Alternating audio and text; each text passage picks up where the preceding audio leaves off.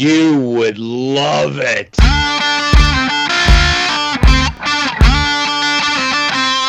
It sucks.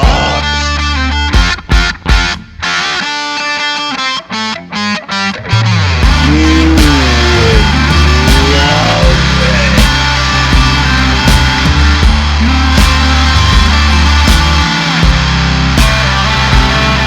It sucks.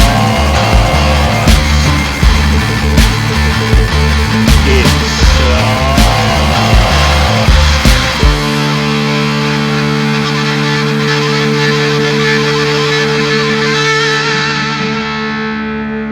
I bet I'd like it, right? Hey, gang, it's November, so I'm not so spooked out anymore, but we still have 3 more Paranormal Activity films to get through. Here he is, Henry Papali over there in New Jersey. How are you? I'm great, Dan. How are you? I don't often ask how are you. Maybe I'm rude in that way. How are you? How are you truly? Are you happy? I'm doing good. I got a little pain on the right lower quadrant of my stomach this morning. I'm not sure what that's about. Besides that, let's hope it's not a kidney stone. Maybe it's just bloating. I'm doing all right, Dan. I'm so glad I asked. Yeah. I'm 280. I'm episode 281ing it over here. Oh my God! All right, he snuck it in. How you doing? How are you doing? You had an interesting morning. You have fun with those Optimum people. That's a company. That's a good company. Yeah, I was on the phone with Optimum for over 2 hours. I've got a guy coming on Thursday to look into my problem, which fixed itself about 10 minutes after I got off the phone with them. So, H-Dog, I want to say Paranormal Activity was your suggestion for this year's Halloween. Yeah, I'm happy with it. Okay. You are? The short movies, Mm-hmm. they were. Look, I'm going to go out on a limb right now. All 7 of these movies, totally watchable. Wow. Okay. I'm watchable. I'm going to say next year I'm choosing. Well, hey, I'm planting that flag right now, and I am also saying that the films I choose are going to have all normal activity. Well, that's fine. Normal activities. Just regular activity. All right? Normal activity. Folks, mark it down. Next Halloween is going to be Normal Activity Month. It's Shocktober, but it's going to be normal activity. None of these ghosts and goblins and ghouls, all right? I want a guy hacking up some boobs. In all fairness, that's what we usually cover. We usually have hackers and slashers. But this is your last 2 picks are this and The Conjuring, Henry. You're obsessed with these invisible ghouls in the walls. I'm not. That's a good point. I'm not, though. I'm all over the place. I like UFOs. I like. Is there an alien horror franchise? I'll work on it. All right. I'll work on it. I mean, of course it's your choice. It's fine. But I'm going to go right now. I have no ones. I do. You do, and that's fair. But I don't have any ones. Okay. Got a 2s. Yeah, I got a whole load of 2s, baby. But I've got a 1 in there as well. What? 1-1? 1-1, yeah. Oh, I'm interested to see which one that is. Make a prediction. All right, I'm going to say that your 1 is 7, Next of Kin. The new one? Yes. Okay. That's my prediction. All right, we'll see what happens there.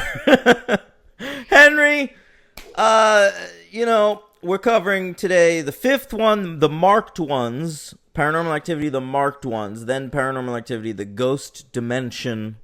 Then Paranormal Activity, Next of Kin. That's the 3 films that we're about to talk about, right? Yeah.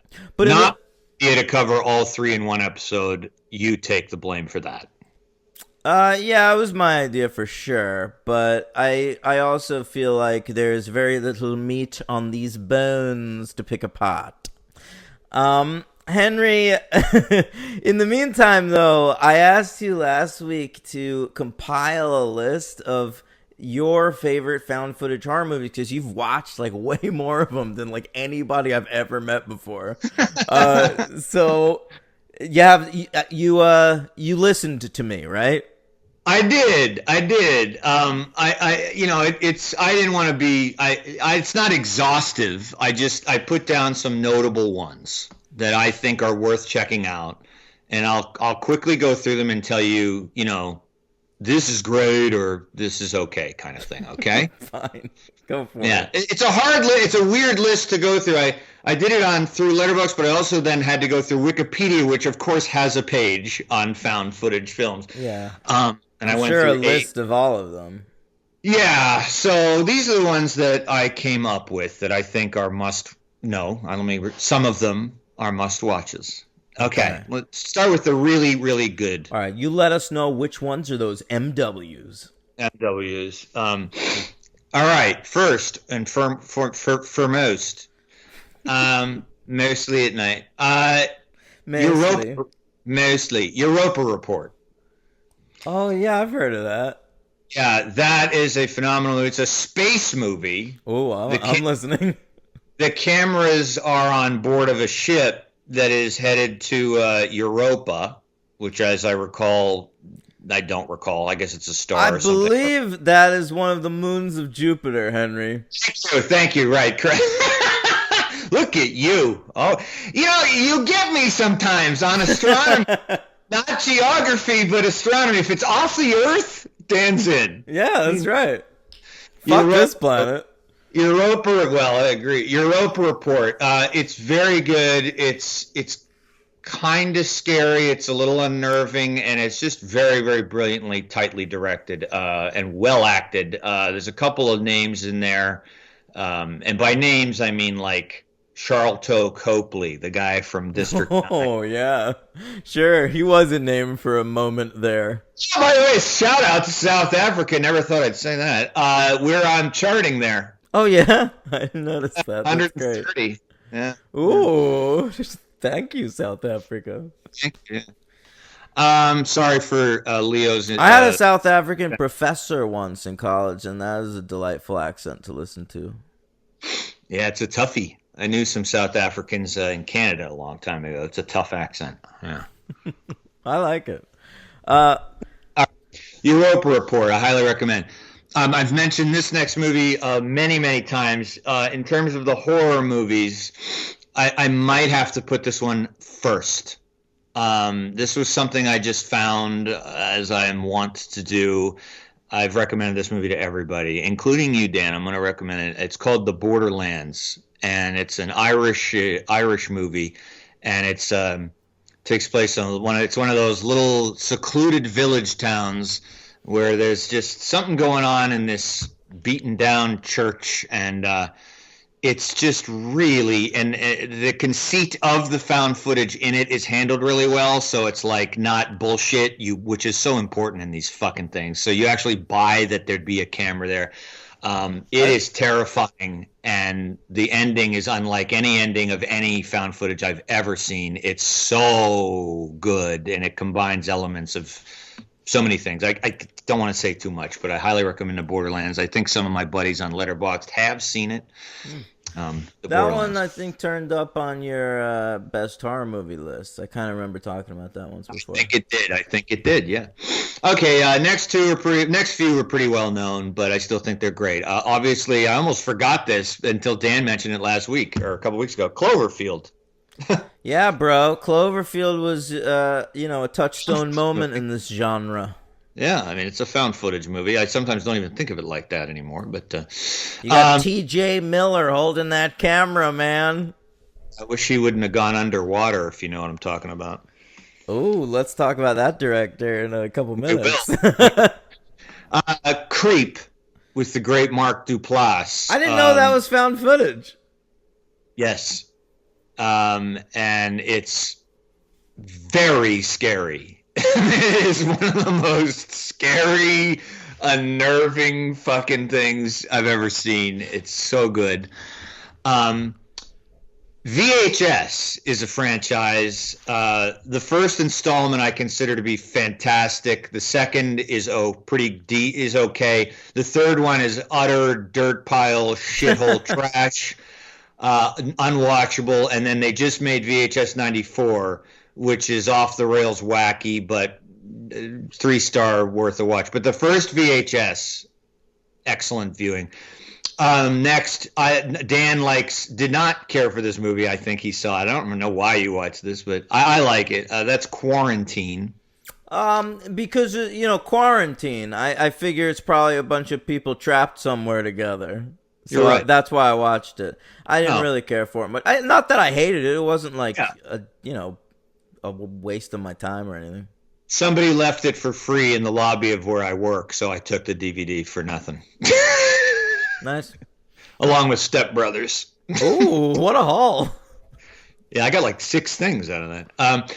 As Above, So Below. Some people hated this movie. I thought it was great. That takes place in the catacombs of Paris, underneath Paris. That's a great. No bueno. I watched that recently. I thought it was great. All right. I liked it for a while. I liked like the first half of it. Yeah. Fair enough. That's what happens in a lot of these movies. They either fall apart completely or they stick at the landing. Yeah. There's a little movie called The Sacrament, which is kind of like about a Jonestown scenario, and it's a great movie. And there's a couple of people in there that are really good who Dan, and I can't think of who they are now. Swanberg's, by the way, in some of this shit, and I just can't remember what. Yeah, it's so weird that Mumblecore crew works so much. Oh, Swanberg's in that Sacrament movie. Yeah, The Sacrament's fucking great. And there's Amy Seimetz, Your Love. Oh, it's a Ty West movie. Yes, Ty West. He's associated with, I think, VHS too. Yeah, damn, I gotta watch that shit. That sounds great. The cult takes place in a cult. You'd dig it. The Sacrament's very good. Hell House LLC, which Dan recently watched. Yeah, I dug that, and that's a franchise, and I've been saving the sequels for us. Me too. I haven't watched them. I watched that on a recommendation from a friend at work, and it paid off. The first REC, R-E-C, recorded. That's a fun movie. Another one people don't like, but I do, is The House is October Built. That's a movie about people, these teens traveling around to haunted houses that not haunted house. You know what I mean? Like Hell House, like. Oh yeah. The Hell Houses. Yeah, the fucking. I don't go to these things. It's like House of a Thousand Corpses. Yeah. Yeah, exactly. All right. And real quick, I'll get through because we got a big show. Chronicle. Ooh, we got a big show. I love that. Henry paused in the middle of his list to hype the show. That's it. Of course, that's Henry code for long show. we got a great show, everybody. Great show, everybody. We got a big show. Chronicle. Lest we forget Chronicle. I think I liked it more than Dan did. But no, I really liked Chronicle. I just hate that dude that wrote it. Who wrote it? Fucking John Landis' shitty son. Oh, well, right. Another one Dan was almost on board with, but I think he watched it because of me. That's The Fourth Kind. Oh, yeah. Yeah, I liked things about it. It's creepy. Mm-hmm. I get why you flailed a little bit with how it's fit, It does a thing where, like, the actors on screen are doing a reenactment, and they say that like throughout, like, so they tell you which parts are supposed to be real documentary and which parts are reenactments, and I just wanted the reenactment parts to be the movie. It was annoying. I understand that. Our old friend Oren Pelly did do another movie. Yeah, I know one other movie. Area 51. I forgot I'd seen it. Oh my god. Why do you watch all these fucking things? Hey, the conversation is that's what I've done. I guess it's led you to a lot of movies you like. Yeah, yeah. Area 51's okay, not great. Oh, But if you want to see an Oren Peli movie, it's got some creepy shit in there. It's not bad. Here's a surprise. This movie's fun. This is fucking uh Robert Zemeckis? No. Roberts. Barry Levinson. Barry Levinson directed a movie called The Bay. The Oh Bay. yeah. Dude, this movie's totally fun. Really? I thought it was going to blow, and it's fun. About a parasite from the bay, the river inlet that then infects a town, and it's really good. The Bay, nice little late Ooh, night. the cover is a horseshoe crab. Oh, you're in then. Yeah. I've got a tattoo of one. All right, four more. The Visit, which Four more? No. Hurry up. The Visit, sure. That's a Shyamalan one. That's good. Keep going. Gallows. All right, what's that? Gallows, a girl hangs herself. It's in a theater. That's a found footage movie about a high school theater Oh, troupe. that sounds good. I'm in. Yeah, I saw that in the theaters. There's a sequel too. Really? Holy shit. Let's just cover it. Yeah. Devil's Due, kind of a Rosemary's Baby deal, but it's good. And then finally, the one I wrote in all caps because it took me a while to remember what it was called, but I wanted to remember it. This movie's fucking great. Called Alien Abduction. What? That's such a generic title. It totally is, and it's really scary and really good, and it's exactly what you think it's about. But it is very unnerving. Alien Abduction. Check that movie out. Yeah, Totally, I'm looking totally. it looks so bad, dude. Oh, I mean, yeah. I believe you that it's good, but it looks so like janky. Oh, yeah, that's the thing with these is that you take a chance, and then the good thing about found footage movies to me, to sum up, is that I can tell within probably under 5 minutes if I'm going to shut it off or if I'm going to keep going. I mean, they let you know pretty quick what kind of quality you're going to be in for. So that's Henry's little list of fun found footage. Not so little. I know. Well, that's because I talked about every one of them. But. That's all right. All right, so let's get into these paranormal movies, right? All right. You gonna be okay? Yeah. All right, great. I talked a lot. I'm All right. tired of talking. Paranormal, the marked ones. Let's do it. This is the Latin American paranormal activity movie. They were marketing to a different market in this film purposely. They realized that the Latino market was growing in America and that those Latinos were going to see horror films. And so this was this weird, bunged up paranormal activity movie. It was like an experiment. They let Christopher Landon do it as like his Hollywood directorial debut or whatever. He had written the last few, you know. And by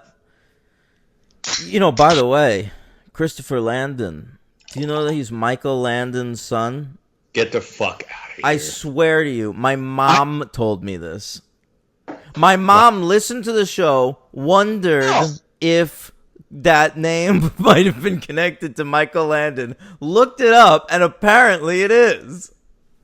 Look at Mrs. Ehrenberg being a researcher for the show. I love it. That's so sweet. Wow. Michael Landon from Little House on the Prairie and Highway to Heaven. Highway to Heaven. A fella that, growing up, my sister's friends always said that my dad looked like. Your dad? Well, my dad at the time had sort of a fro. Okay. Yeah. Your dad looks like Philip Roth. It's fucking uncanny. I said it from the day I met him. My friend Nathaniel from, former guest, and his dad looked like Salman Rushdie. Exactly. Really? Yeah. Wow. That's incredible. Two of the greatest writers of all time. Philip Roth being the greatest writer of all time and my personal favorite writer of all time, the greatest writer of humanity of all time. Dan's dad looks like him. It's amazing. Yeah. All right. I'll look into that. Next up, let's talk. So these had been coming out every October, but this one was a little bit late. It came out week 1, January. They were like, I guess we'll try this somewhere else. And I can see why they were kind of doing this with the Paranormal Activity. They were trying to figure out the way forward, I guess. And I guess the way forward was other markets because, I was looking at it and it made $90.9 million at the box office, which got $10 for me. Yeah, that sounds like a hit, right? Fuck yeah. But then when I was doing the thing where I write down what number it was in the domestic rankings, I curiously noted it was number 88. So I was like, how is that? It only made 32 at the U.S. box office. Sure. Yeah, so I think this was doing well in Latin countries.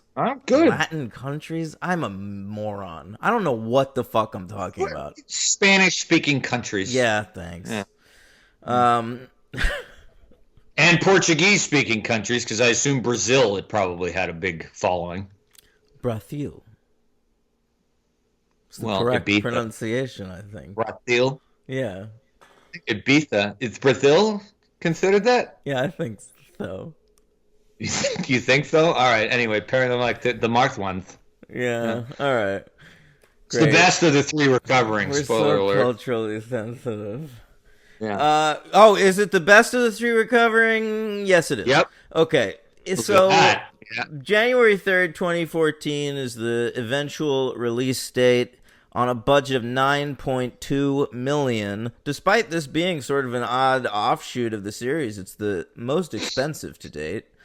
It ends up making the 90.9, number 88 at the box office in the U.S. between Mark Wahlberg's The Gambler and Nightcrawler. Oh, great fucking movie, that one. Yeah. But, that tells you something when, like, a major release like this is down there with the art movies. Yeah, it does. It sure does. That's a major thing. Yeah. Nightcrawler coming out with the first Paranormal Activity wouldn't look like that. Yeah, exactly. Right. They'd be in different tax brackets. Yeah. Do I have any theme songs so I can just get this over with and get on? No, you kidding me? No one gives a shit about any of these movies. Well, I thought the fucking teens would. I didn't know. Oh, that's a good point. You never know with the teens, but the teens didn't care, I guess. All right. They'd moved on to The Maze Runner. The teens are now 30 years old. Yeah, I guess so. All right, so this one, they took a different tack with it, and I didn't think it was going to connect to the series at all, but kind of does a lot.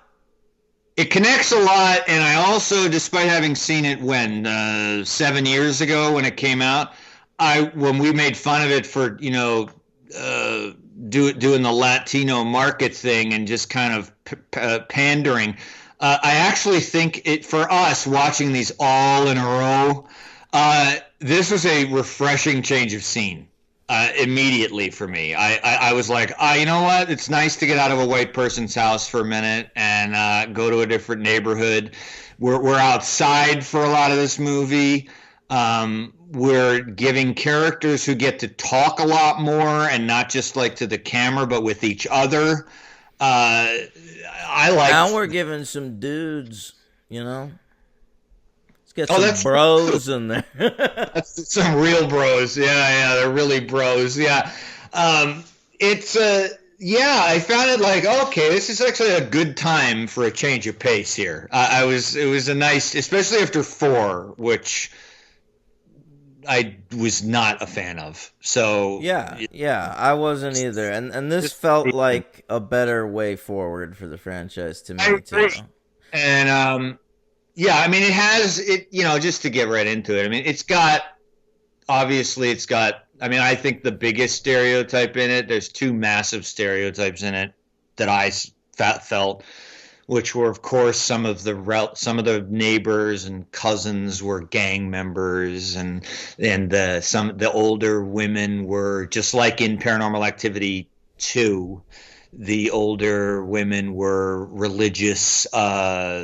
What do you want to call it? Like into afterlife and incense and all that kind of magical shit. But because they're Latino, they have to believe in all that. But the kids in the movie kind of give us a little bit of an anchor into a more reality where it's kind of like, I don't know. It felt kind of authentic to me. I don't know.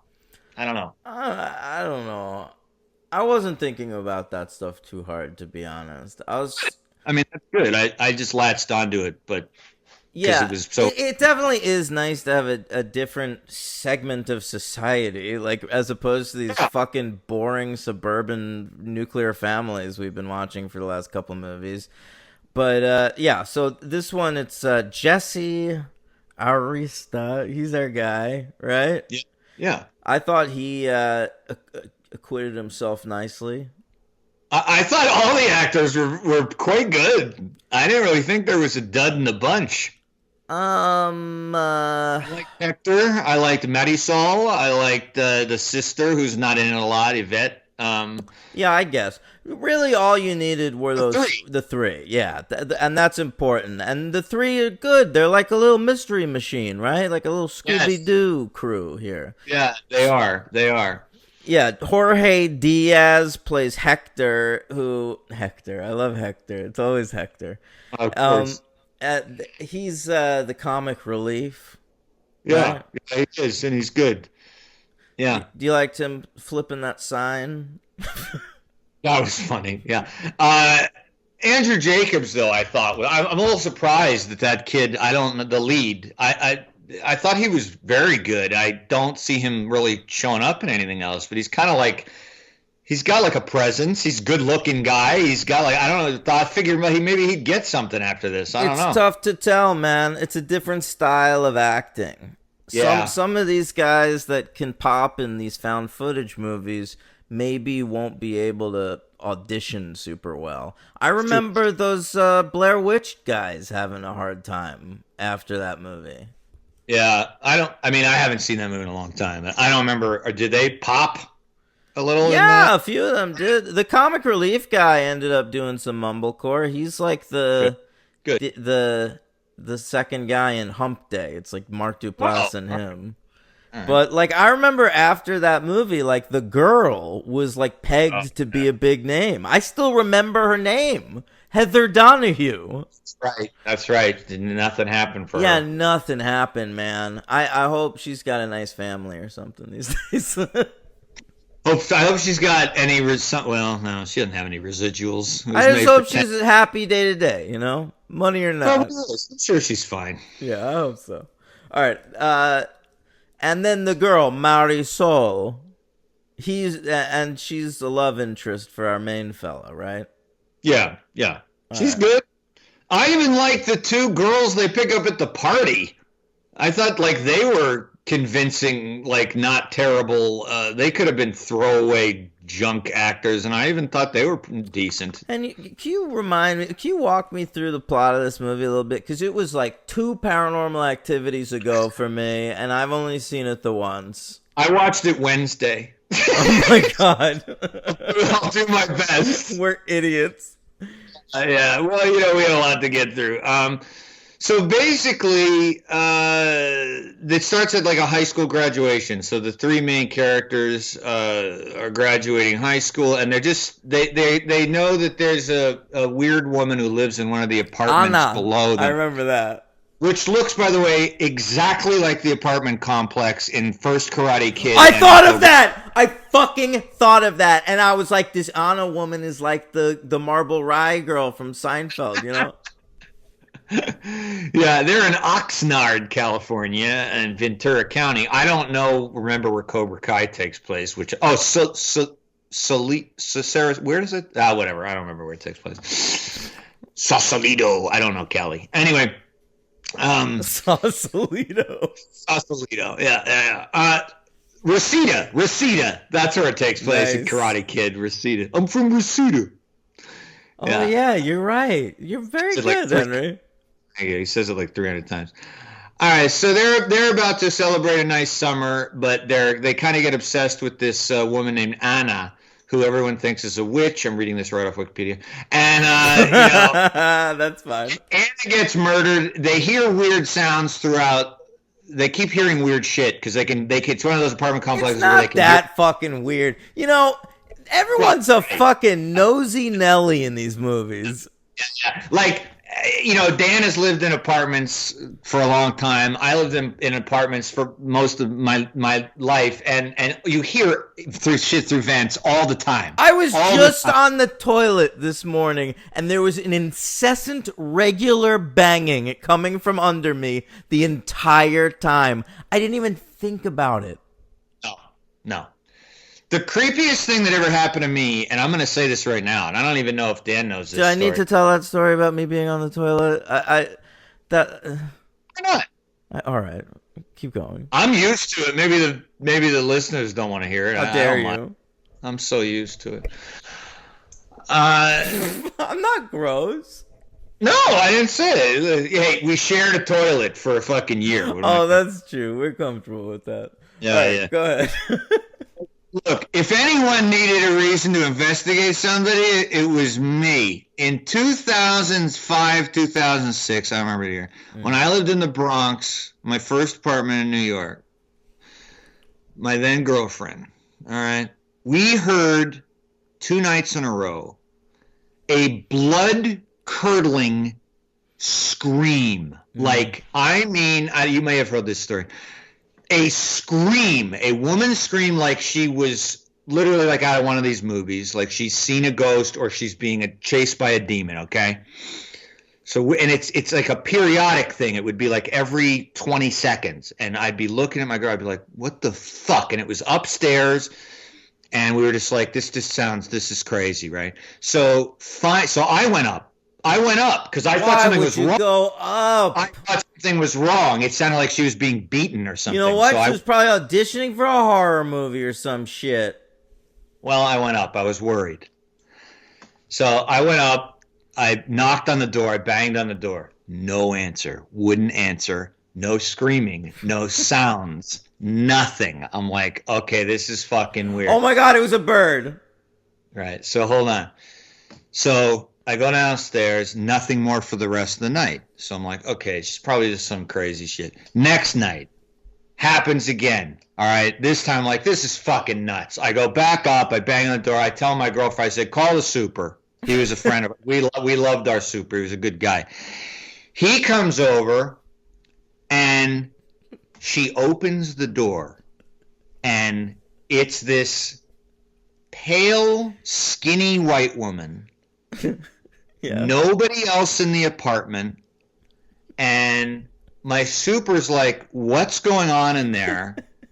We hear screaming, like ungodly screaming. Yeah. She goes, I don't know what you're talking about. There's nothing happening in here. And my then girlfriend and I'm just looking at her. I'm trying to like look in the apartment, like she won't let us in. She won't even let the super in. Yeah. And she's like, I'm fine. There's nothing. There's nothing here. I'm fine. And we were just like, are you okay though? Like, and I think we were even doing like you can signal if you're not, you know. Right, sure. And she was like, I'm fine. Please leave. Please leave. Please leave. It was fucking crazy. And so I was like, all right, this is just some crazy woman. And so my super was like, all right, well, you know, please this has to stop because you're disturbing the neighbor. You know, and the fact is, she was obviously disturbing us, but that wasn't screaming at the voices in her head, and she was embarrassed when you came to the door. We went downstairs, and it was unbelievable. And we never figured out what it was. She eventually moved out. And I just think this was somebody with some severe psychological problems because there was never any evidence of another person being in there with her. Now, sure, did my mind ever go to, ooh, she's being terrorized by a demon? Of course not. Yeah, exactly. Of course not. Even I don't even think we made a joke about it because it never even entered our fucking minds. But anyway, that's not the most of the American populace. It seems. It seems we all want to jump to conclusions. Yeah. So what? So they end up going through her shit, right? And they find her dead. Do they find her dead? Yeah, I don't remember. You're right. Yeah, no. You're probably right because they see the other high school graduate, jump out of her window. Oh, yeah. Right? Oscar is the other kid. Yeah, the valedictorian, as they mentioned a few times, for character establishment. Yeah, well, because that's how they want you to know it's unusual behavior that he would be weird. He's normal. He's the valedictorian. They're always normal fucking people. Yeah.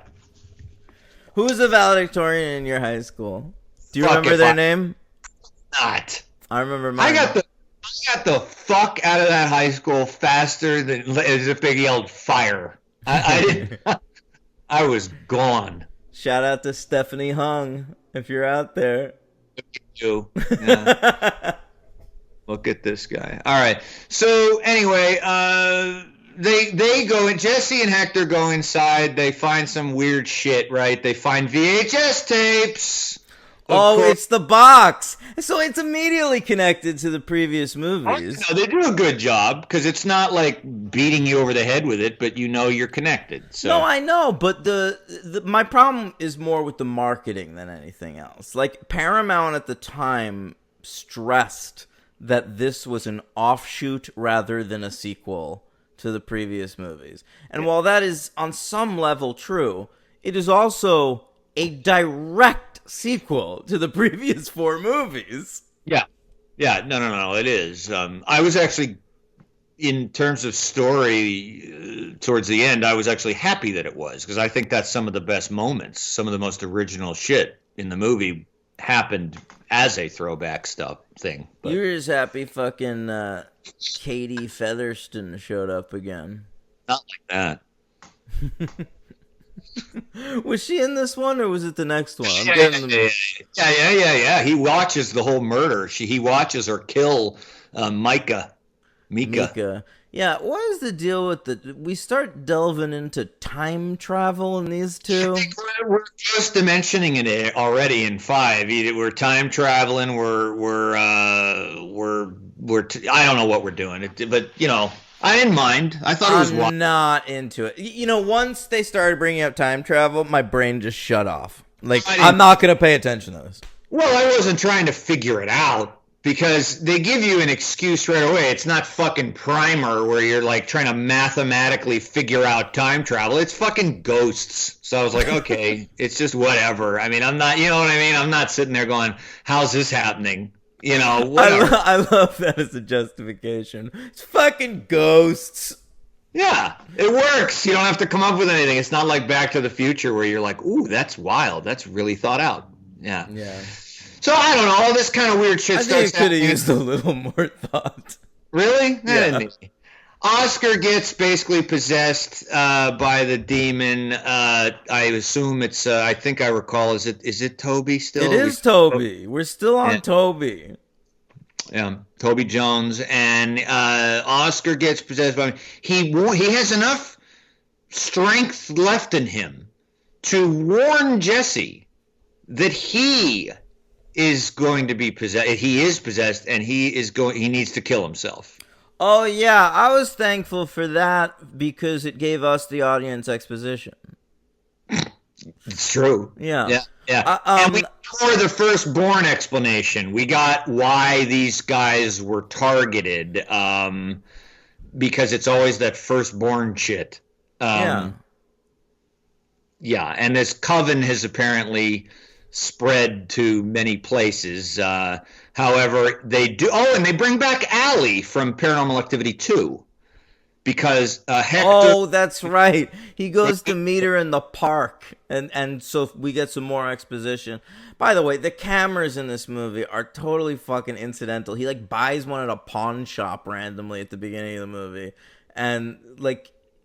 There's no reason he's carrying this camera around. No, like, it's so stupid. Like, these shouldn't be found footage movies anymore. There's no justification for it. We're getting to the point, though, in these movies where they have so committed to this being found footage, but they have not committed to coming up with great reasons for them to be filming. So it's literally just. But they were doing it through, like, at least the first three. Yeah, correct. The three. That's where it stops. But then they introduced that box, Henry. The box! Why? The box? The problem is they introduced the box, which is it gives you stories. That is a story device, okay? Yeah, that is just a box o story ideas. Yeah, you're right. But they're committed to making them modern at this point. Like, they're all taking place in the present day. And I think they got scared off of period pieces for some reason, even though those were the ones that made the most money. Yeah, I think you're right. Yeah. It's weird. But, I mean, just to go through basically, so that's basically the story. It's Jesse's getting possessed. But so the movie, what is it? It's a common. It's basically a thing where you get in the other movies where there's moments that are unsettling. You're trying to figure out what's going on. They got some good scares. I thought one of the most disturbing things was when Jesse's up in his room and he's laughing. And Hector comes in with the video camera, and he's got that poor dog, Chavo, up in the ceiling. Yeah. Poor Chavo. I think he makes it out alive, Chavo. But he's one of the only is a real cute dog. Lives. Yeah, Chavo I liked. He makes it out alive. One of the only animals in this series to make it through. They have a Cohen obsession with killing animals. They die, though, right? Like our heroes. In this one, Jesse, all but Jesse doesn't die, right? No, I don't Jesse. Remember, man. Oh, that's a good one. Yeah. So Marisol and Hector try to get out of. They try to get the fuck out eventually. They're just like trying to drive. Jesse's now totally possessed. He's following them. They see when they go down to that trap door. They go to the trap door. That's got all the secrets. Oh yeah, right. They see Grandma Lois, and they see Jesse with his mother, his pregnant with him, and she died in childbirth. Okay, so then Lois is Grandma Lois. God, it's so complicated. I'm trying to remember. Yeah, I'm sorry. I'm trying to get through it. It's tough, But let me just read this because it explains something. Go ahead. All right. So they meet the gang member, Arturo. Oh, played by Richard Cabral from the great ABC series American Crime. Oh, okay. All right. Well, that's a good scene, by the way, incidentally, when he beats up the gangsters. I was like, ooh, we got a little, what are we getting, Chronicle here for a second? And they think he's a superhero. That's a new twist. Oh, yeah. That was sort of interesting. Yeah. I mean, it was stupid, but like the special effects were funny and yeah. So Hector and Marisol go to meet Arturo and say, like, what the fuck's going on with our friend? Arturo tells them that Oscar was in contact with Allie Ray, who had researched demons after her father Daniel and stepmother Christy were killed by half-brother kidnapped by a possessed Katie.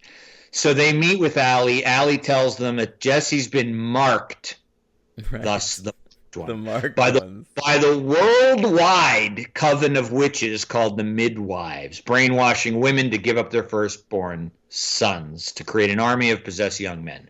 So that is basically what's going on. That's essentially. So how can they say this is an offshoot, not a sequel? That's basically explaining what's happening in the entire series. Well, you're absolutely right. I never thought of the movie as an offshoot, despite what they called it. It's a fucking sequel. I thought of it as a sequel when I saw it in the theater. I thought of it as a sequel when I watched it this time. So Hector and Marisol go with the two gangsters to the house, Grandma's house. I thought that was cool. Stupid, but cool. Stupid in the characters part. Yeah. I mean, it was ridiculous. The last half of the movie, like, even at the time, I was barely paying it. Like, it's just a lot of chaos. It's a lot of telekinetic throwing shit around, and like doing that. So What do you give that one? yeah, I'm just trying to remember. Yeah, so Jesse does live. Everyone else dies. Overall, it held my attention throughout. I didn't find it too. You're right about the ending, but I still was into it. I think the changing of scenery, which was pretty constant, was like the total opposite of what we've gotten. Even though that might have been the strength of the first movie, and it was just nice after fucking 5 of these things. So I like the movie. I think it's fine. I give it a 3. I liked the setup of it, so I was like invested for the setup. Like for the first like half hour when we were learning about these people, and I like an apartment complex milieu, so I enjoyed that. But ultimately, this wasn't a movie that kept my attention all the way through, and I'm gonna go down 1 to a 2. Yeah, and I want to say also, I think that for the first time in a while, I didn't have to pick out individual actors who I was like, oh, they were good. I thought all of them were good, so that was unique for me. I actually thought the whole cast was strong. It was probably a better cast than usual. All right, so who is your? Oh, how about that? Yeah, okay. Who is your MVP? I'm gonna go with Jesse. That's a good choice. I mean, he's the lead, but he was also a very strong lead. I can't say that we've had very strong leads so far. Yeah, I guess I'll go with him too, actually. Yeah. Mm-hmm. Yeah. Who's your LVP? Well,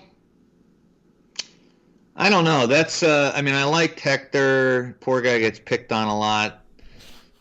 They could have used the sister a little better. They just kind of make her a stereotypical Latino girl, just kind of Latina, just kind of. I don't know. Who's your? I don't even remember. Irma, the grandma. Come on. They do like easy bullshit jokes there. At the beginning, he walks in on her playing with a fucking shake weight. It sucks. You're right. Renee Vic. Wow, she's literally been in stuff. Okay. Yeah. Weeds. Whatever. Well, I thought she was, not fine. The actress's fault, but like whatever. I'm with you. Fine, that's fine. Yeah. All right, let's move on to the ghost dimension. How about that? Ghost dimension, yes. All right, this baby. I guess we'll talk about it. All right, it's directed by a fella named Gregory Plotkin. They pulled him from the editing room. He's the guy who edited the bunch of most of these movies. Boy, they're just pulling everybody out of the woodwork for these movies, baby. You're editing the movie, and you're just like, hey, Greg, you want to do the next one? You know how to edit these things. There's no directing involved. Oh, yeah, all right. Yeah. I guess... Plotkin. Oh, then your last name won't be necessary because there's no plot. Yeah. But we might use the second half of your last name for the next movie's title. Both making puns on Plotkin's last name, different words. That's why we're the best combo in show business, folks. That's right, baby. #1 podcast in the game. I think we're really proving it in this episode where we don't remember any of the movies we watched. Hey, this is true, but we gotta let the cover. It's tough, right. It's tough. We overextended ourselves this week, gang. Yeah. All right, so Plotkin's in the director's chair now, moving from the editing room to the director's chair. He's got to be a little more presentable. He's got to comb his hair a little. He's got to wear them dungarees. Yeah. Oh, I've been eating Dunkaroos lately. They're back on the market. Dunkaroos, huh? Yeah. I'm an Entenmann's guy still when it comes to junky pastry. I like an Entenmann's. Listen, I'm with you. You know what I like? The lemon one with the lemony. I haven't had that. It's good. I do the pecan swirls. There's 369. There's 9 in a package. I've never opened the package without eating all 9. Amazing. It's really bad for my bowels. Oh no, too much potty talk this week. Yeah, there's a lot of colon speak. R.I.P. colon Powell. Oh no, rest in misery. All right, so Plotkin's there, he's directing, but the new writers, we just like, I guess we couldn't get Landon for this movie, so like whoever could write a draft, do it up. They went to the highway heaven, so they go for Plodkin. Am I right? More like Plodkin, plodding through. I guess so. But Really? two of the guys, end up going to write those escape room movies. Oh, I saw one of them. Yeah, or maybe just one of them. Maria Melnick. All right, you saw the first one of those? Believe so. They're confusing though, because there's so many escape room movies that even kite that title. Yeah, I know. I did see one of the ones that was released in theaters. I saw it on Netflix. It was entertaining. I'd have to look it up, but I think I saw it. All right, so the writers are Jason Harry Pagan, Andrew Deutschman, Adam Robitel, and Gavin Heffernan. It's ridiculous.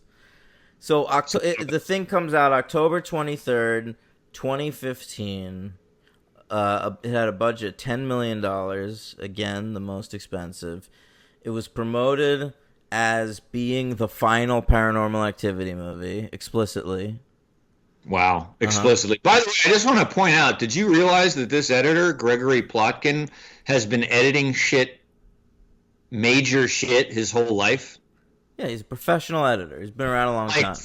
Forever. We've cut The Insider, fucking Mortal Kombat Annihilation, fucking Terminal. I think he's worked with Michael Mann a lot. Yeah, Weekend at Bernie's too. I think he's worked with Walter Hill a lot too, if I'm not mistaken. Like he might have edited like Streets of Fire or something. I don't know. He's not showing up with that, but he is showing up with Gregory Hoblet twice and fucking Gregory Hoblet. Yeah, Fracture. Oh no, he hasn't been around that long. Okay. Well, he's been around since the '80s, and oh really? I see. He Get Out. Yeah, you're right. Look at this guy, fucking creep. The aforementioned creep. Yeah. Good. Friday Night Lights he worked on. World War Z. Gregory Plotkin, no joke as an editor, kind of a joke as a director. Yeah. I'll say that I fucking hated every frame of this movie. I did not hate every frame of this movie, although, like how you thought of the final third of the marked ones, I found for the second entire half of this movie. But one thing kept me going, and this usually doesn't work with me, and it usually works with you. I found his buddy, the main guy's buddy, his brother, very fucking funny. The mustachioed fellow. Yeah, you like that guy? Dan Gill is the actor's name. Kept laughing, like not ironically, like this is so stupid, he's such an idiot. I was laughing at their interactions. Yeah. I thought he was very funny. I think he's what you would be like if you had a more successful brother. I have a successful sister. That is true. Yeah, maybe he is like me. I don't know. I like that. One of the things I thought was very funny was when they showed the little girl putting on the Santa Claus mustache and making fun of him marching across the camera. Do you remember that? Yeah, you like that? She was like, I thought it was very cute. It was very real. It was very funny. You thought the little girl was good in this? That's funny. No. You usually hate little girl actors. I didn't think she was good, but look what we're dealing with here. I take what I can get. Yeah. All right. So the ghost dimension. We're back in the white milieu, and it's a married couple, Ryan and Emily. Man, the lady's hot. So that both ladies are ridiculous. It's absurd. They even have a throwaway line where the brother sees. It's actually very funny. Do you remember when Skylar just walks in for the first time? Yeah. brother's manning the camera, and he's like, "Hi, nice to meet you," and you just hear him go, "Jesus." Yeah, which is true. You kind of need to acknowledge it because she doesn't look like a normal person. Like No, the Emily character, she's it looks like just like an attractive lady. Like, but like the other one looks like some sort of like, oh, I'm friends with this weird famous model lady. very strange. She's my LVP, by the way, Skylar. Yeah, well, she's mine no too. purpose. They never use her for like a single second of the movie. Correct. I mean, the actress is whatever, but they don't do any. It's almost like they felt like we should maybe like we're grasping at straws. Like, let's throw a hot lady in there. You know what I think? I think because the first 4 movies were mainly female oriented and dominated, which was nice. I think in this one they decided, let's go buddy pick and give the female subordinate roles, because the wife, I feel sorry for this actress, the wife. Yeah. She has nothing to do in this movie. She's barely in it. And Skylar is just and this she also gets the job of like at every turn just like he has irrefutable evidence of ghost dimensions within like 15 minutes of the start of the movie. And she's just like, I don't think we should call anybody. Like, what are we gonna do? Move? She's the husband role this time. She's the disbelieving husband. Now she's the disbelieving wife. And Skylar, who I'd seen this movie before, when it came out. I didn't see it in theater. No, I did see it in theaters. And I was like, oh, Skylar's going to have a role here, some kind of psychic bullshit medium. They don't even give her that. I don't even know who she was. Is she just a friend that is constantly over? Is she an au pair? Yeah. I think she's just her buddy. She's just there to be on camera, to be hot. Like constantly at home. I don't get it, though. In a normal movie, she would be like the wife's work friend. We'd follow the wife to work, and that's who she would talk to there. But we're confined to the house in these movies, so they need to be over all the time. It's like a sitcom. It is like a sitcom. Her presence is never explained in any way, even in a throwaway line, and I don't know who the fuck what she's doing there. They're just coming over to hang out in the morning to set up a sitcom plot line. So dumb. Yeah, I know. Having said all that, I liked. This was one of this is one of those weird movies. These are strange films, man. I find there's always something to pluck out of them, and they're different in each one. In this one, besides the brother, the characters suck. Unlike 5, the marked ones, where I like the characters. This one, I liked some of the plot elements where they're like doing the video and watching the 1988 footage and then 1992 footage. Dan's shaking his head. Didn't buy any of it, huh? Didn't like the throwbacks. I fucking hated this movie. Okay. All right. Listen, I called the wrong one for your one, I guess. Your 1 star, I guess. Yeah, you did. Listen, they find a magical camera. That's the start of the movie. It opens identical. Right. Yeah. Remember that last week? Yeah. It opens like Jumanji. Okay. Like they find a magical camera. They hear the drums, and and go, hey, oh, hey. I guess. And they it's multicolored. I liked the look of the camera, and what the camera does is it can see into the ghost dimension. Great stuff. Because it has, I love the technical explanation. Remember, they actually pull out the camera, and he's like, what makes this different? The brother's like, well, you see, they usually have 5 reels, and this one has 8. What is that about? I bet those other 3 are ghostly. Pretty dumb. They should have there's no reason to explain why it sees the shit. There's no reason to explain it. Just have them see it. What's the difference now? But why do they need this weird device? because you can't. It's a found footage movie. I know. So he starts filming with it. But then he sets up other cameras. So, like, most of the cameras in this movie are just regular cameras. Anything. But there's one that can see. It's sort of like this movie's version of the Microsoft Kinect. Yeah. It can see into the ghost dimension. So it's like you'll see little swirlies. And it's like, oh, what's that about? It's probably a ghost. I would think nothing of if that happened in a camera. Yeah. First of all, you try it for like 30 seconds. You look into it and you'd be like, the picture's not that good. And then you'd throw it away. Return it, or in this case, since it was old, just be like, oh, this is a piece of shit. Too bad. I'd probably display it in my home, like, because it looks cool. Yeah, exactly. Look at this artifact. Yeah. Yeah. So... So they get interested because they can see the swirlies, right? That's the setup. Wow. Yeah, and it's his brother staying with them, who's like a bad seed. You know, he's a drug addict. No, he's not. I don't know. He's dumped. Oh, right. Yeah. There's all that stuff. Yeah. And they find a box. Another box that has tapes. It's the tape box. It's in all these movies. And it gets around. I don't know how. Now, is this the house? This is where we finally get... Okay. Yeah, this is a direct sequel to the third movie. Right. Because it turns out that this is the house that was like the grandma's house that they go to at the end of the third movie. No.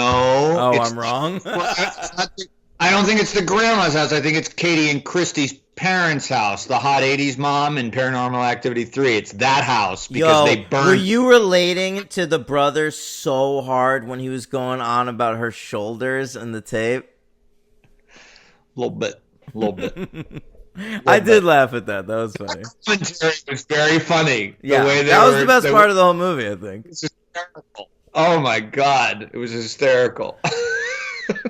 Yeah, so they're watching all these tapes of Katie and Christy, the characters from the first three movies, as kids, being like trained in the witch arts by some sort of a guru who's an actor I recognized, which immediately took me out of the movie. That's fun. Yeah, it's Don McManus. He's been in like a million things. He was in a lot of Justified. Look, he was in fucking Vice. You probably saw him there. I didn't watch Vice. The movie Vice? Oh, the movie Vice. Yeah. I was thinking of the show on HBO. No. Okay. All right. Yeah. Oh, the show on HBO, right? Oh, okay. What else has he been in? Come on, this guy, you'd know him from shit. You know this guy from shit, bro. He was in Ocean's 13, apparently. All right. Yeah, he was in National Treasure. We've covered him before. Look at that. Don McManus. All right. Don McManus. Oh, here's how I know him. He's Jen's dad in Dawson's Creek. You know what I'm saying? There it is. Hell yeah. There it is. That motherfucker's absentee. Well, he has two new kids in this movie, so there you go. Yeah. He was off training a coven. Yeah. You know, it was hard for me to get into the found footage aspect, particularly in the ghost dimension and next of kin.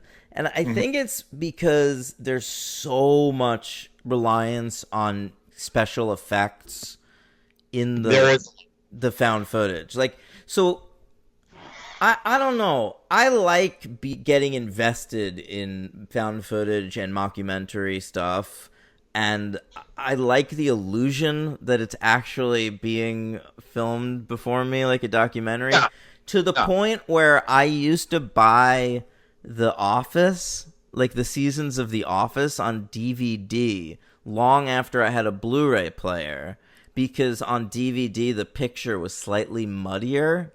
Oh, and sure. It helped me with the illusion that it was a documentary. I remember you telling me that a long time ago once. That's interesting. Yeah, okay. And this one is just It's very this one and the new one, without saying anything more about that, I think are totally lose the illusion entirely.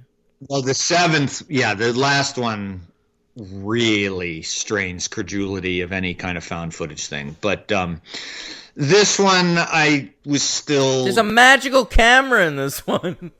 Well, I know it's fucking ridiculous. And then the wall opens. She goes through. It turns into Ghostbusters too. Poltergeist reminded me of Poltergeist. Oh, Poltergeist. Yeah. Well, we talked about that last week. It is like Poltergeist. But think about how it's just like it's what's the Toby?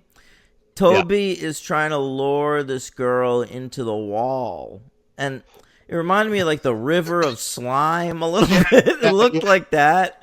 Yeah.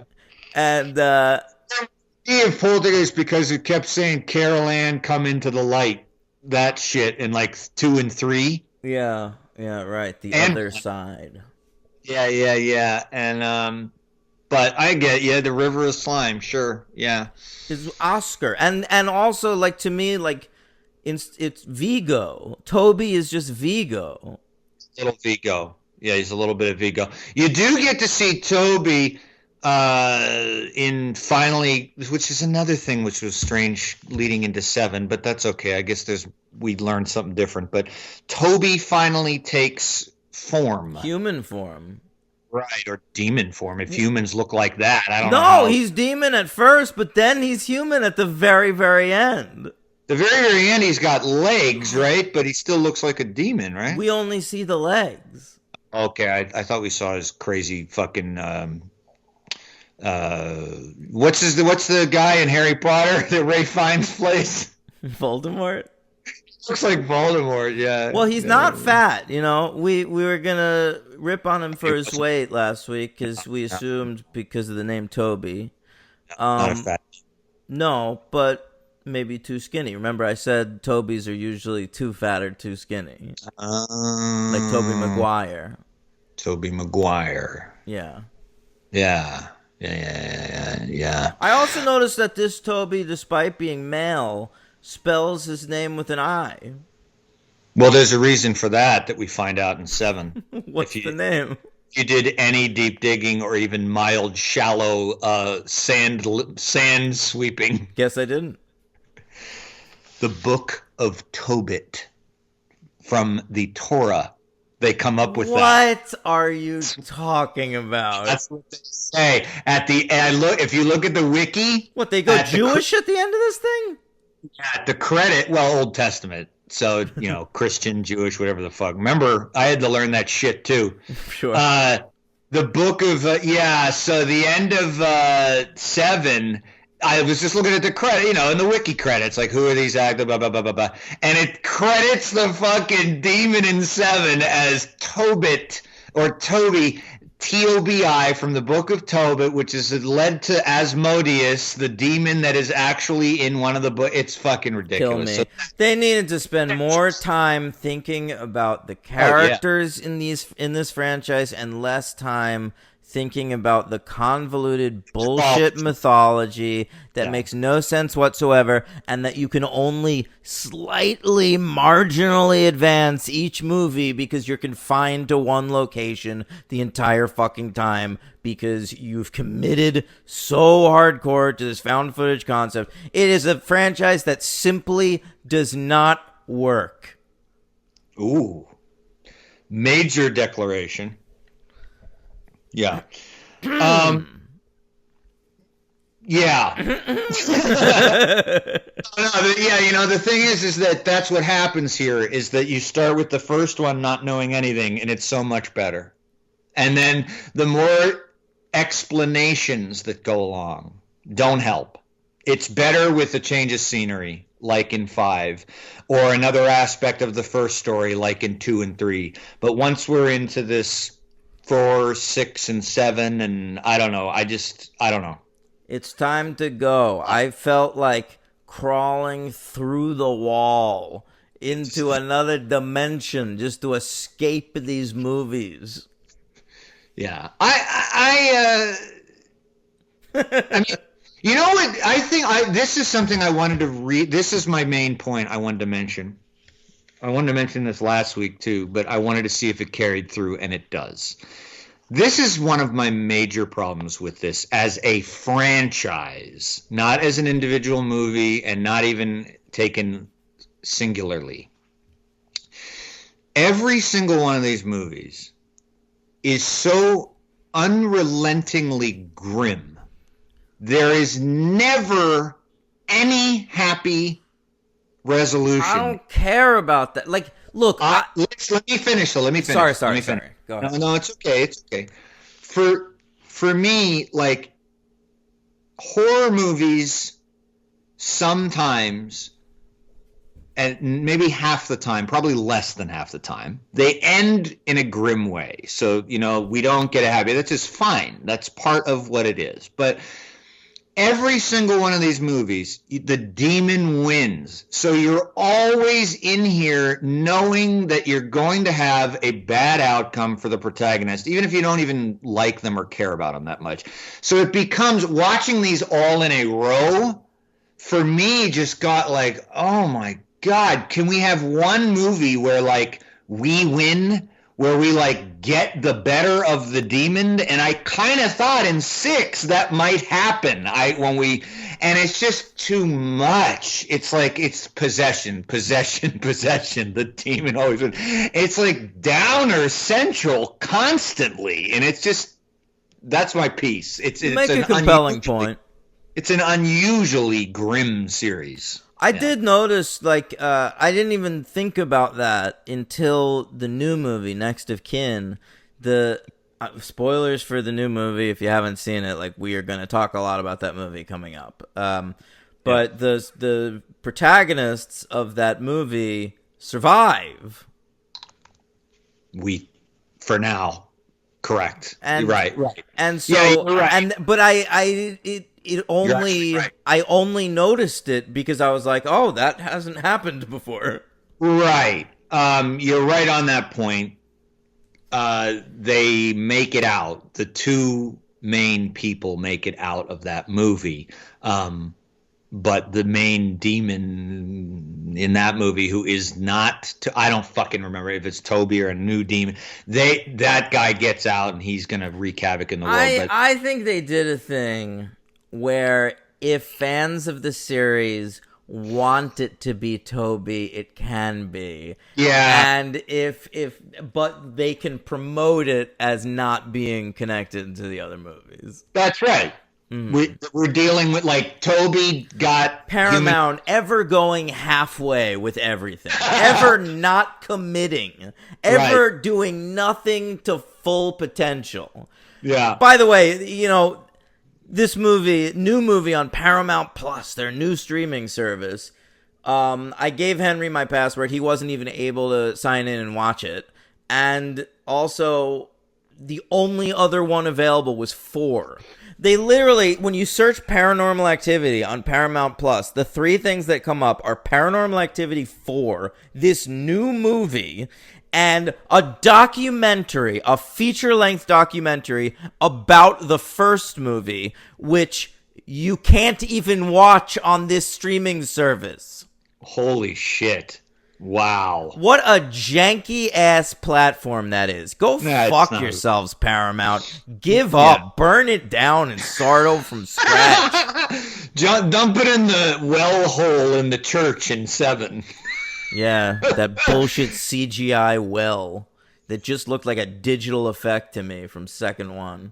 Did it? Yeah. It was, I think I paid for every one of these movies, except for the last one, ironically, the brand new one. Yeah. No, I didn't pay for 4. That was on Hulu. There you go, yeah. So it's not even exclusive on Paramount Plus, the 4th one. It's on Hulu. No. Go watch it there if you give a shit. Yeah, give Hulu some love. Yeah, give Microsoft some love. Yeah, but so 6, all right, so I didn't think 6 was an utter failure. It kept my attention. One thing that's gone by 6 and kind of by 5, maybe by 4, it's not scary. These aren't scary. No. They're not scary after 3. After 3, they're not. 7 has the creepier moments, but that of any of them of 4, 5, over 4, 5, and I 6 got to spooked me. out once or twice in the new one. Yeah, because it takes place in that Amish farm, and got that crazy ass church, and yeah. I mean, there's some good creature effects. Yeah, mid-dumber. Mid what? The Amish. Oh, I like the. Well, we're going to talk about it. All right. So is that it? Is that it for 6? I mean, they have a ritual at the end where they're trying to capture the demon under a sheet in a circle of salt. Oh my god! And I thought the priest might actually win, and I thought we might actually beat it, and we don't. And again, it's just. And we're dealing with all this time travel too. There's like they see they go to the police station at one point and find like a police sketch of Hunter, the boy from Paranormal Activity 2, and then they bring that home, and he's like, I recognize this kid from one of the tapes, and he's there like, but the tape's from 1992, and the kid died in 2011, and I didn't even try to figure that out. When they said that, I was like, I'm not going to try to figure out why. That's what I'm saying. I just tap out on shit like that. By the way, the thing I'm talking about the Tobit, that's on this page for Ghost Dimension. Do you have Wiki up? No. The Wiki page for 6. Because it credits an actor of playing Asmodeus Toby of the Book of Tobit. You click on Book of Tobit. 2nd century Jewish work describing how God tests the faithful. I'm tapping out of this conversation. I don't. Maybe it's not in the Bible. Oh, some people recognize it as part of the Bible. Who cares? I hate religion. It's just some bullshit. It's all just some bullshit. Yeah. All yeah, right. because the last one ain't Toby. The last one's a whole new. I'm telling you, it's a halfway. It's a halfway. It's a halfway. What do you give Ghost Dimension out of 5? I'm giving it 2. Okay, I'll give it a 1. Ooh, piece of shit, huh? Yeah, real piece of shit. I don't think it's a total piece of shit. I couldn't go that far. I'll go with you on the MVP. I assume you're going with this fella Dan Gill. Brother, sure. Yeah. Oh, hey.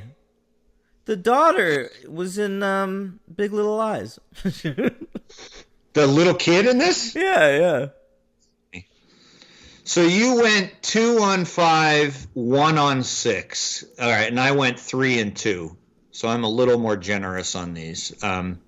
Oh, who's your LVP? Oh, you went with Skylar? Oh, we both did. That's fine. I'll agree Skylar. with you. Who gives a shit? Yeah. All right. I do have a ranking of these movies, Henry. So do I. I've prepared a ranking. Good for you. And I believe it to be definitive. You always believe it to be. I would expect nothing less. Yeah. All right. So they released a new one on Friday, just this past Friday. And we watched it. Paranormal Activity, Next of Kin. They managed to get Christopher Landon back to write the thing. I have some thoughts on that matter, but he, has gone on to be a writer-director of some note. Had some movies do very well at the box office. He didn't need to come back here, but I guess it's a good paycheck. He'll show up at Paramount. Oh, what else did he?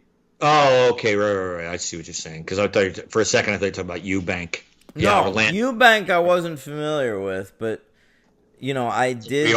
We are. I did watch his last movie. I thought he was, of course, the band leader from The Tonight Show with Jay Leno, but turns out he's just a white nerd. And he's directed now 4 movies. His first one was an indie called Love. And his second one was an indie called The Signal. I saw some of that movie. It's very boring. Even for a Henry late night shitty horror movie watch, I think I turned it off. That's telling you something. Now, Underwater was his third movie. That did quite well for him. That's the Kristen Stewart underwater monster movie. How'd you feel about that one? I was excited about that movie. You saw it too, right? Yeah. We both did. Right. That's a 2-star movie. That could have been something, but T.J. Miller fucks that movie in the ass and never comes out for a reach around. It's a toughie, that movie. It's got potential, but I think it looks decent. But Kristen Stewart's great as usual. I think most of the cast I remember liking, but at the end of the day, it's kind of just an undersea monster movie, and it just. Yeah. But T.J. Miller really, really, really distracts. He sucks in it. And I'm someone who sometimes likes T.J. Miller, including in Silicon Valley and Cloverfield, but he's very, very annoying in Underwater. And all those allegations and true allegations don't help. Forgot about that. Stewart's the best part of that movie. My problem is probably with the directing. I like some things about it. I like the idea that it's a big underwater monster, but It's annoying that since Cloverfield, now all monsters have to have little dandruff monsters. Fucking hate that, right? Too. I'm so sick of those little guys. Just fight the big guy. That's yeah. It actually goes back further. It's sort of Roland Emmerich in Godzilla. Yep. Yeah, great film, but I will blame him for that. I will never forget when I was watching that movie in theaters, and I was so excited, and I already wasn't liking most of it because of the complete fucking stupid tone of sense of humor it got wrong. But when they hilarious movie. Yeah, when they sure, on 22 years later. Well, when they unleashed those little monsters, I was like, what the fuck? I was utterly confused. Little raptors. The only time that worked for me was actually in Cloverfield. Yeah, I agree. And I think that's why after that, people started doing it more. It's awful. Yeah, it is awful. It annoys me. But my biggest problem with Underwater was that it was too fucking dark. You can't fucking see anything in that movie. And I was able to justify it in that movie by saying, well, they're underwater. I see why he felt he needed to shoot it dark. But hey, Paranormal Activity, next to kin, we're above ground. We're in a scenic environment outside, and this thing is still too fucking dark. Yeah, it's dark, but you can see stuff. It's lit. It's lit. Not lit. It's only not muddy. I think he's actively trying to push away natural light. I didn't feel that way, but I mean, I get why you would. But Underwater looked like the new the 5-year-old the Godzilla, the Gareth Edwards one. Yeah, that one that I liked and the world hated. No, a lot of people love that. Critics have turned a corner on that movie, Henry. That movie has that movie has had a critical reevaluation that I think is fully undeserved. I didn't watch any of the sequels. I haven't seen any of them, but I liked the first one. I watched that new one. Did you? Yeah, I thought it was horrible. Yeah, I had no interest, but I liked the first one. Bryan Cranston. Oh, yeah, for the first 5 minutes. That's how they got me in the theater. Juliette Binoche. I guess. I'm in. Yeah, anyway. You are in. Chocolat? Yes, please. Yeah. Lamb, Numi, Chocolat, Juliette. So the reason they rebooted this, they wrapped it up with Ghost Dimension. I didn't even mention this, but it came in at number 104 at the U.S. box office. It only made $18 million in the United States. I mean, look, nobody's going to the movies now, and if they are, they're going to go see James Bond or what are they saying these days? No, I'm talking. This is the last one. Oh, Ghost Dimension. Yeah, sorry. Yeah. So that was a big failure. So this one, they decide it's a reboot-quel, I guess. Like they start over from scratch and tell people it's a new thing. And so the idea was to release it in theaters. I don't know if they've gone through with that, like if it's in some theaters, but check. Yeah, but they did switch to Paramount Plus streaming around the time of COVID. Because this was supposed to come out like a while ago. It's been delayed a few times. Yeah. I wonder what. Let me see something. I'm checking right now because I'm very curious. No, any theaters. It's not playing in my area either. Not down here either. Okay. Yeah, but that was the original idea. Like, I think when Eubank was directing this thing, it was intended for theaters. I would imagine so. Sure. That's why we cast all our greatest stars. No, girl was very good though. This Emily Bader. I actually thought most of them were good. I'm not dissing the cast. Emily Bader was a standout. I thought she was a good final girl for this. Oh movie. yeah, and I liked. I was, it was very funny because we just talked about the goofy brother in 6 who I liked, and I was kind of flip flopping on Dale, the goofy stoner, because he's usually the character type I can't stand. But he was okay, I guess. He was. I see. I went into it from a different perspective. I was rooting for him.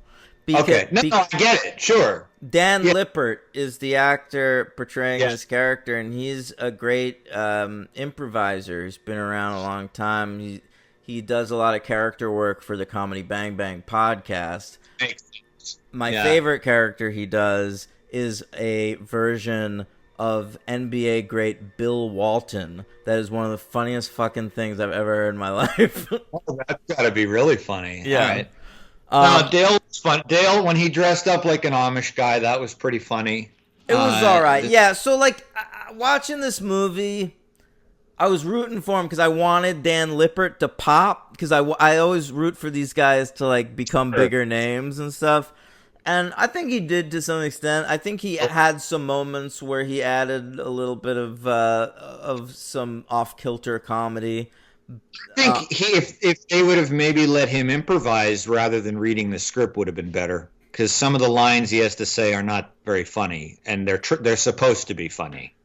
I agree. And a lot of these guys are just stuck playing roles like this. Yeah, I know. One really weird thing in this movie that I did not get, and it was annoying. I don't want to say it's because it was interracial, but I can't really understand.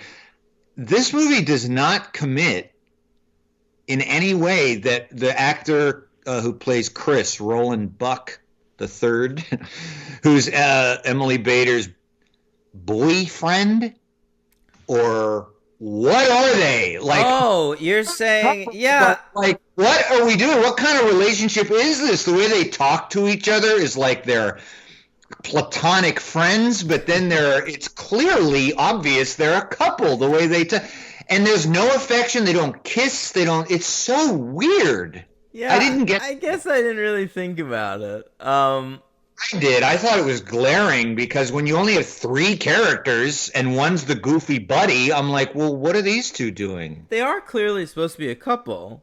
Yeah. But you're right. They never really interact in that way. And you can attribute some of it to the, that it's a tape. Like, they're taping themselves at all times or whatever. By the way, why are they recording themselves in this fucking movie? Dan Lippert's walking around with a boom mic this entire fucking movie. Well, so the conceit, right, is that it's about the reunion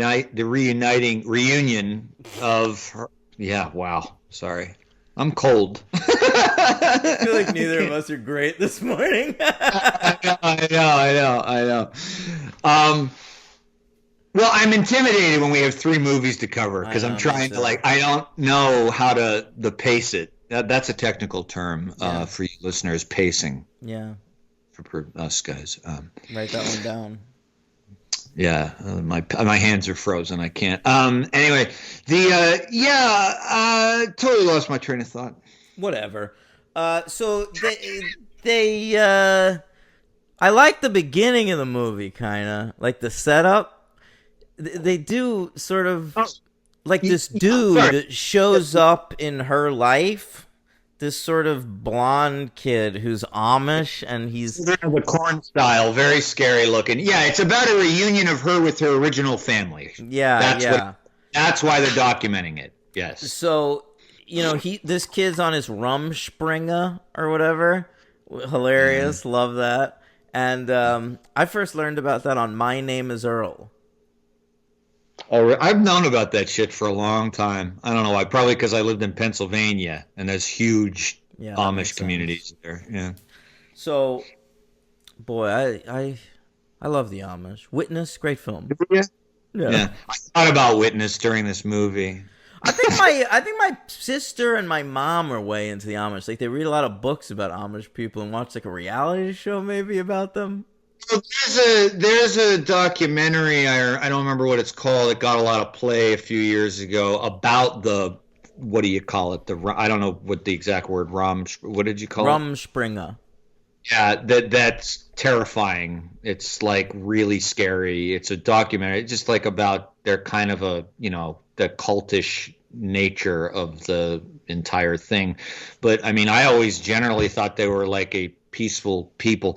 But I remember I used to confuse them with Quakers, and that's completely different. And Quakers don't have anything to do with Amish. They're not really like that. They don't have like these walled off sort of communities. They used to have oats. Yeah, they wear the funny hats. Yeah. But I've been to an Amish community. I remember we went when I was a kid. Out in Like on Pennsylvania. a field trip. No. My dad, like, he was like, we should check this out because he's always interested in all kinds of interesting cultural things. And so we were out in fucking middle of You Pennsylvania. just go observe these people? Yeah, Would you no, ask really. them questions? No. I just don't really remember, but they do that. They have like, you can go see how they work and churn Churn some butter. It's always churning butter, of course. There's a lot of churning and grinding rocks, and I don't know. I'm not, a fan. I'm not, as long as they don't hurt anyone, I don't care. But I'm not a Great. fan. It's just another religion to me. Sure. So the boy shows up at this girl's place and is like, "Hey, I did 23andMe. They name checked 23andMe. Definitely some sort of corporate That was synergy funny. there." Yeah, that was funny. And you are my family. And she's like, "Well, that's interesting because I am adopted, and my mom dropped me off at the hospital under weird circumstances. Not only that, but I have some found footage to show you of my mom dropping me off at the hospital. Don't even worry about it. I've got that the security footage from the hospital. Got it." How, I don't know. B, what's with the found footage? We see that like once, and we don't get any sort of real view on it. I hate to say this because I don't want any more of it, but I kind of wanted to see a little bit more of that little sequence. It's like, such a bad sequence, though. Yeah.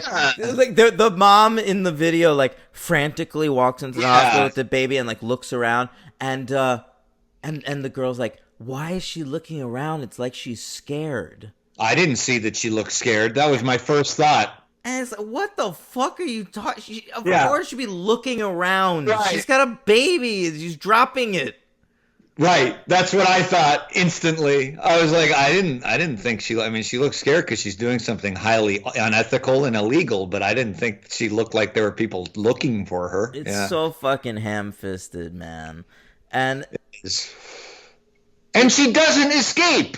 We find out the mom. She doesn't escape after all that. They never explain that. yeah, I don't really understand that either. I mean, that's just the reveal at the end. Is like They got her back. They captured her. What? I don't. there's a hole. They find a hole. Well, they go with the boy to the Amish country to meet her old family, and they stay there.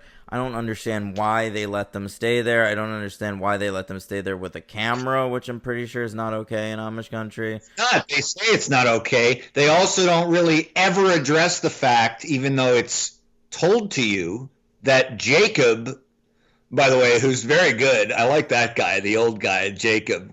He was a creepy old Who's Amish that? guy. Like the main Amish guy with the gray hair. Oh yeah, he was good. Good.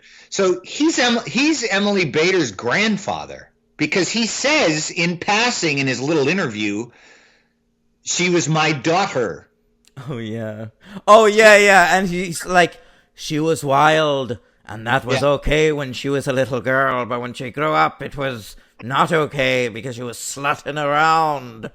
Yeah, he's an Irish leprechaun. Yeah. And she never once, nor does her boyfriend / platonic friend, nor Dale ever go slash splash of color in the film. 100%. Never says like, by the way, guys, that's pretty fucking weird, huh? Jacob's my grandfather. Yeah. Never acknowledged. Even when he says it, I was waiting for her line. I thought she'd be like, so you're my grandfather. It never really sunk into her. Yeah, I don't know. Or it didn't matter to her. She was just interested in her mom. And then there's that one moment with the kid. Like, she meets that little girl who has, like, a dolly. Yeah. And she's like, Sarah's here. That's the mom's name. And Sarah doesn't like you. Yeah, which I don't think is ever true. Yeah, which is not... It doesn't make sense in the long run. And it seems to lead you to believe that, like, Sarah's going to be, like, an entity that's, like, hovering around the whole movie. But she's not. She's just sort of like this massive ghoulishness underground. The one thing the movie does that's interesting is that, and this might tie into what you reminded me of after my long spiel about how they're all so grim. I mean, this is grim too, but you're right, they do get out. Is that this is the first movie where I guess you could look at this as the first movie where the Amish people in the movie are not necessarily the evil ones. It's their job is essentially keeping this demon trapped. So they're actually like guardians to try to keep. I'm just trying to. I know I sound like a nerd. It's sort of like Lost, right? It's like the island was a plug that was keeping the evil in the center of the earth. Is that what it was? I remember. Something like that. So they're essentially... They explain it in that episode with Alice and Janney. Great stuff. So they're essentially keeping this demon in this cavern. And they're being so weird and bizarre because they know it's true. And so they are trying to keep it contained. So on the real story, I suppose they're not evil. However, of course, the way they have to contain it is evil because they have to like fucking put it inside this woman. So why are they just such fucking creeps about everything? Yeah, I know. They could just explain, but I guess they're not. Then you don't have a movie. Correct. So yeah. Scene with the postal worker when they hitchhike a ride with the mailman, and he tells them like, "I've been working here for 40 years. They ain't Amish." Oh yeah, that's a good reveal, actually. Yeah, like they ain't Amish, and I dug that. That was cool, but then that's misleading in a good way because it still makes you think they're bad. But then so ultimately you find out they're really not evil, and they're trying to keep them out of the church so they don't interfere and release this thing. What they fucking do. They interfere and they release the thing, and they go down there, so the whole third act is like just a ripoff, like a bad ripoff of The Descent. Or As Above, So Below, of. I was like, oh, here we are in like a catacomb, and they're performing a ritual on this ghoul who's chained. But then, they're performing a ritual on the girl, on Emily Bader, and I didn't really know what they were going to do with that. What was the point of that? Were they going to transfer the demon to her? I think so. I think that was the idea. But then the demon gets transferred to the Amish boy, her like the demon gets out, which basically leads to an action movie for the last 20 minutes where it's wreaking havoc. A boring one. Yeah, it's wreaking havoc all over the barn and turns people crazy and makes them kill themselves. And one of my favorite horror tropes, we just covered it in Strangers Pray at Night, one of the best tropes ever. It's in every horror movie that ever existed. Cops are called. Mass fires, mass murders. one cop shows up. Yeah, I do love that. And at that point in the movie, we switch to body cam footage. Yeah, Fuck that shit. Yeah. By the way, we're in Red County. I was hoping the fucking demon would kill that motherfucker. He did. Good. By the way, we're in red country. If you know what I'm talking about, those body cams, they're not on. They're not on. They're turning. Oh yeah, good point. Good point. They're pulling over black people in that type of in those places. They keep them on for the Amish. Yeah, right. He's getting some good footage, dead bodies and shit. Because they know the Amish are all white, so they're like, oh, all right. Yeah. Well, yeah, they're fine folk. Henry, what do you give this one? I'm giving it a 2. Yeah, me too. I have a thing with Christopher Landon. I like him. I'm a fan of Christopher Landon as a writer-director. I've liked all his movies for the most part. Scout's Guide and Happy Death Day and Freaky. And I just think he was the wrong shepherd for this franchise. They decided at some point that he was going to be the guy, and he wrote 2, 3, 4, 5, and then came back for this one, almost like F9, where they were like, we need to inject more life back in the franchise. We're going to bring back Justin Lin, who directed our best installments. Almost like Bond did with Casino Royale, bringing back Martin Campbell from GoldenEye. Like, the whole thing was this giant rejuvenation, but they're like, on the director's side, they're like, you know what? Campbell had some energy for the reboot with Brosnan. What if he has it for Craig? And they were right in that aspect. But yeah, it's a lot of pressure too for Landon. I mean, honestly, the guy's got to come up with all this shit himself. I think what Christopher Landon is good at is high concepts and mixing comedy with horror. And so he does that a lot. Like, what he brings to his installments of Paranormal Activity is the mixing comedy with horror. He always has like some goofy friend or something. Particularly in the marked ones and in this new one. But I think he's not able to incorporate high concepts because he's beholden to the very low concept of this franchise. Yeah. So all he can do is work with mythology, and I don't think he's the best at that. So I think what you needed for this franchise was a guy who can really streamline the mythology and come up with something that's going to be compelling over the course of many movies, which I don't think they ever did, especially after the first 3. It lost its thread after the first 3, yeah. I think it was a half-assed effort on 4, and I think 5, it showed signs of life.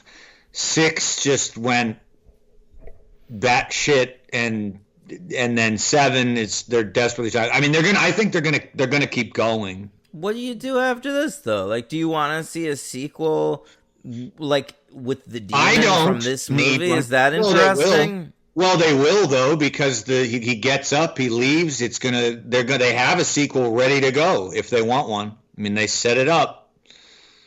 I guess I can't imagine caring. I just can't imagine caring. Yeah.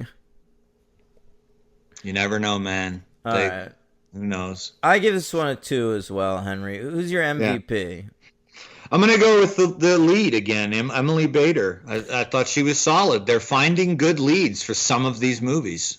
Yeah. Yeah. Oh, Tom Nowicki, by the way, is the name of the guy who was the old man, and he's been in tons of shit. Yes, yeah. He was actually going to be my MVP, but I really want to give it to her because she really was good, carried the movie. She's in almost every single scene, and she was good. I've got to support great comedy, and my MVP is going to be Dan Lippert. It's fair enough. LVP, I think the actor's good. I just hated his they underutilized the boyfriend, right? Roland Buck III. I think he's okay.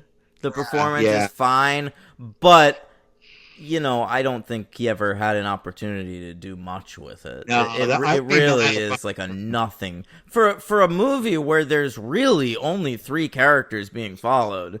It's odd to so underuse one of them. And he's not on camera almost ever. I mean, he's just behind Which is it. weird, but no, he's not. He's barely the one holding the camera. Oh, no, I guess he is. He is. And Lippert is holding the boom mic. Totally unnecessary role. Yeah. Right. Yeah. All right. Great. Right. What's your ranking? Let's do it. You want to go from bottom to first or sure. Top to bottom? Which one? Yeah. Or what do you want to do? They'll do worst to best. All right. All right. What's the worst, Henry? For me, the worst is Paranormal Activity 4. Oh, interesting. Starring the Microsoft Kinect. Correct. That's not the nadir for me. I went with the Ghost Dimension. Okay. Next. The second is Paranormal Activity Next of Kin. Oh. I went with Paranormal. You think Next of Kin is worse than the Ghost Dimension? I think that's crazy. After this discussion, I might not, but on my immediate watching, I just kind of thought 6 was a little better. But right. Okay. I think the second worst is Paranormal Activity 4.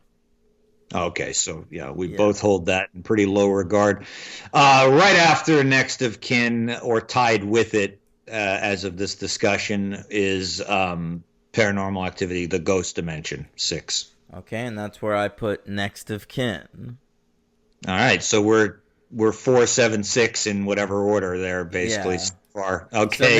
So now we have the top 4, and it's gonna be some variation of 1, 2, 3, 5. Correct. Yeah. All right. So number 4 for you. What is it? Paranormal Activity 2. Okay, I went with Paranormal Activity, the marked ones. Yeah. Okay, I thought you might. That is going to be number 3 for me, Paranormal Activity, the marked ones. And I went with Paranormal Activity 2. Okay, and so we're both going to have as the second best Paranormal Activity 3. Right, and the best one's the original. Yeah, the only one on here I gave 4 stars. Now, you didn't give anything on here 4 stars, did you? I went 3, 3, 3, 2, 2, 1, 2. Okay, and I went 4, 3, 3, 2, 3, 2, 2. Yeah, it kind of just got worse as it went along. That marked ones is like the one peak in the middle of the valleys. That's what I think. Yeah, that's what I think. So, overall, I'm happy we covered it. It was fatigue. I got fatigue for sure. I'm happy it's behind me.